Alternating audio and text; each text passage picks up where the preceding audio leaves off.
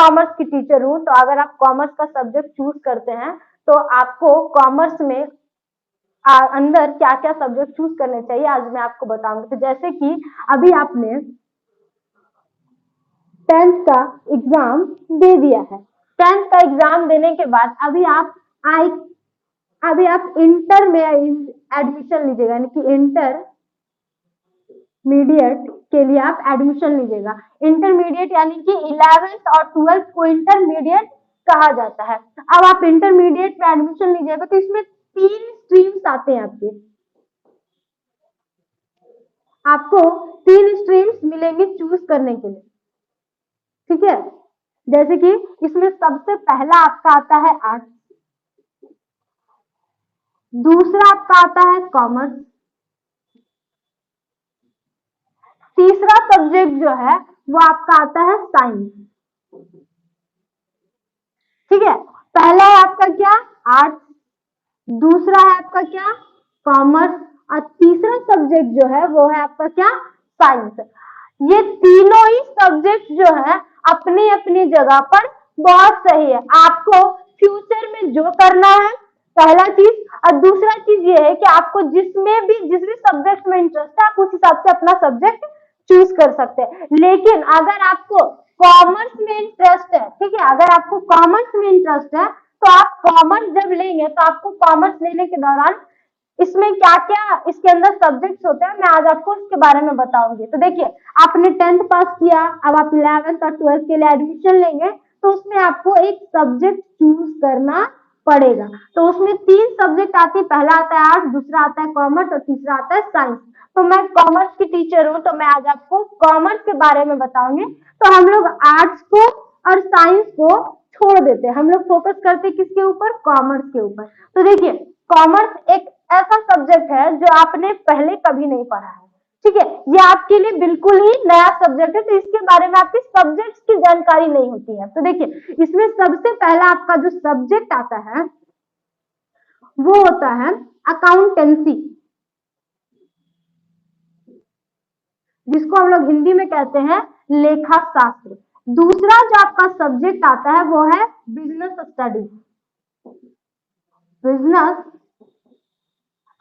जिसको हम लोग हिंदी में कहते हैं व्यावसायिक अध्ययन। लेखा शास्त्र में आपको लेखांकन से जुड़ी सारी बातें जाननी होती हैं, बिजनेस स्टडीज में आपको व्यवसाय से जुड़ी जो आपको कैसे कैसे प्लानिंग प्लॉटिंग करना है, बिजनेस में डिसीजन कैसे लेने, इन सारी चीजों के बारे में बताया जाता है। इन सब पर भी हम कभी विस्तार में बात करेंगे, फिलहाल सिर्फ जान लेते कि क्या क्या सब्जेक्ट है। एक आपका सब्जेक्ट आता है इकोनॉमिक्स, जिसको हम लोग कहते हैं क्या, अर्थशास्त्र। एक आपका आता है एंटरप्रेन्योरशिप,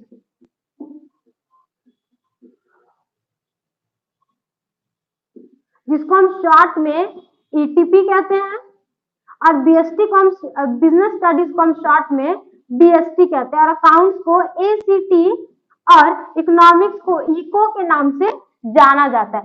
ये 4 सब्जेक्ट आपके हो गए।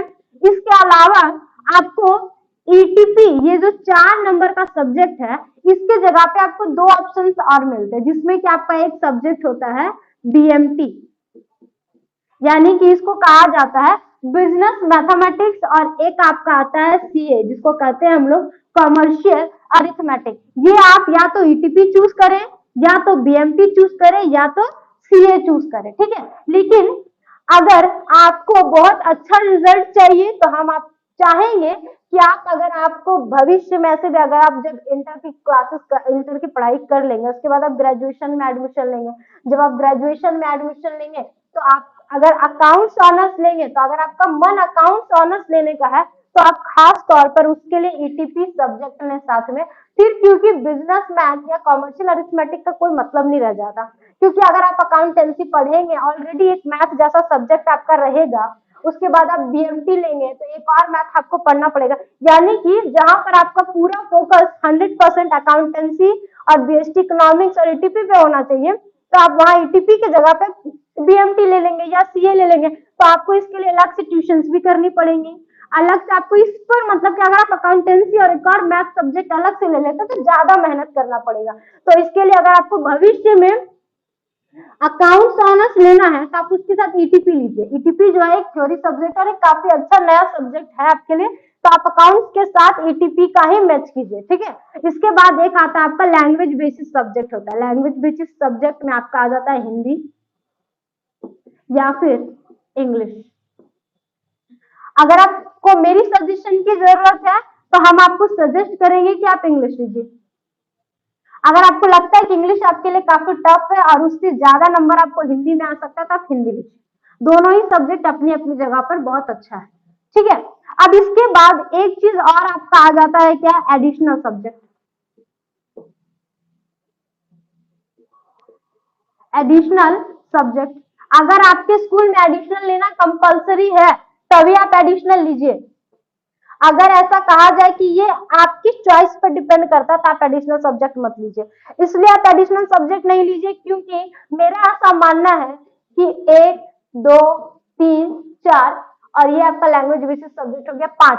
अगर ये 5 सब्जेक्ट है और इसका नंबर अगर आपके रिजल्ट में नहीं जुड़ेगा तो हम एक्स्ट्रा मेहनत क्यों करें। अगर ये 5 सब्जेक्ट है और अगर हमको 100% देना तो अपना 20% हम अकाउंटेंसी को देंगे, 20% हम बीएसटी को देंगे, 20% हम इकोनॉमिक्स को देंगे, 20% ईटीपी को देंगे और 20% अगर हम अपना हिंदी या इंग्लिश सब्जेक्ट में देंगे तो टोटल जो मेरा 100% है ये मेरे पांचों सब्जेक्ट पर चला जाएगा। और अगर हमको यही पांचों सब्जेक्ट का नंबर अगर मेरे रिजल्ट में जुड़ रहा है तो हम इसी पे 100% फोकस करेंगे। अगर आप एक एडिशनल सब्जेक्ट में, अगर कंपलसरी है तभी लीजिए, अगर आप एडिशनल सब्जेक्ट लेंगे तो इसमें से अगर 5% भी काट के आपको इसमें देना पड़ेगा तो जहां 20% मेहनत करना था वहां आपका 15% ही जाएगा। तो 5% कमी का मतलब 5% नंबर आपके गए।